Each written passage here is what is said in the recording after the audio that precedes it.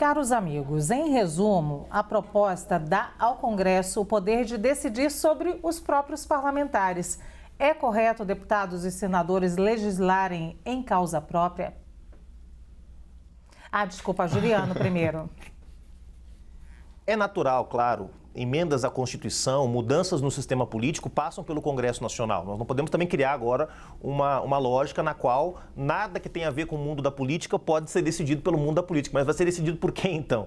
Então, eu não tenho a compreensão de que os deputados e deputadas não possam propor alterações legislativas, seja no sistema eleitoral, seja na forma como o Judiciário interpreta a Constituição e como o próprio texto da Constituição manifesta aí as relações entre os poderes. Então, acho que é uma prerrogativa, sim. Acho que a Renata Abreu, Podemos, quem quer que seja, tem o direito de propor o que considerar mais correto ou justo.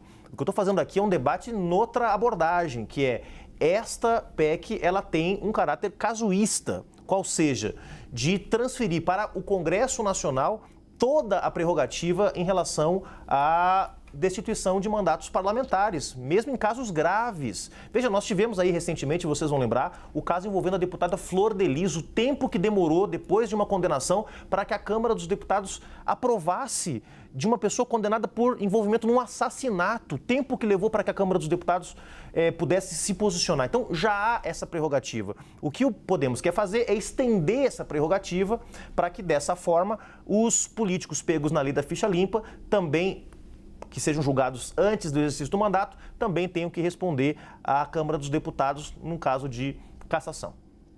Caio, é correto deputados e senadores legislarem em causa própria? Não tem como não concordar com o Juliano nessa. É óbvio que a atividade legislativa passa pelo poder legislativo. Todo poder emana do povo, que o exerce diretamente ou por meio de representantes. Então, quando você está fazendo leis, você depende do Congresso para o bem e para o mal. E também concordo com o Dr. Juliano que trata-se de uma proposta casuísta, porque é óbvio que ela foi ensejada pelos últimos acontecimentos. Se coloque no lugar do parlamentar, ele vê uma decisão flagrantemente ilegal. Ele não tem a quem recorrer. Ele vê que um colega seu, um dos seus pares, foi punido, aí para usar as palavras do meu debatedor, para escapar de uma possível condenação. De novo, estamos no mundo das hipóteses. Estamos punindo suposições.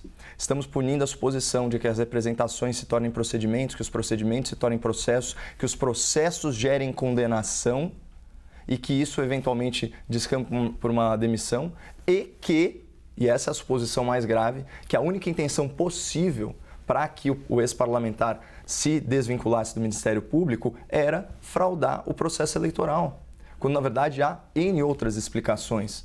A saída dele foi tempestiva para quem quer organizar uma campanha bem-sucedida e vitoriosa, como foi a dele. É o parlamentar mais votado do Paraná. Por isso e por essas e outras que essa decisão assinte à democracia. Sim.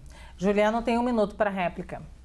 Eu queria que esse mesmo garantismo que o Caio Coppola está demonstrando aqui servisse também para outros processos judiciais, Porque parece que para o Lula e para quem é de esquerda não valem essas regras das suposições, do devido processo legal, mas esse já é um outro tema. Especificamente nesse caso, me parece que, como medida casuísta, não faz bem à democracia.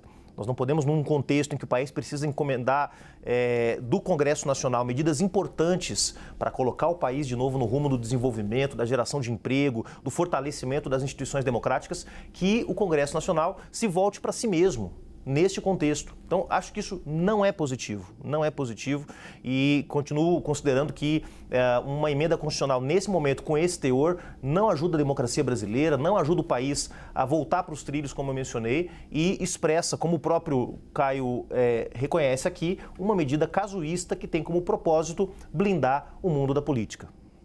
Caio. Mas vamos deixar bem claro, blindar o mundo da política de uma ingerência perniciosa do judiciário, que está subvertendo a lei.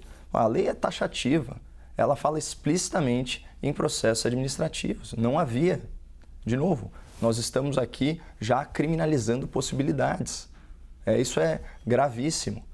Fica parecendo, de fato, que trata-se de perseguição política e o parlamento não reagiria dessa forma se, ainda que de forma velada, não interpretasse o desenrolar dos acontecimentos dessa forma.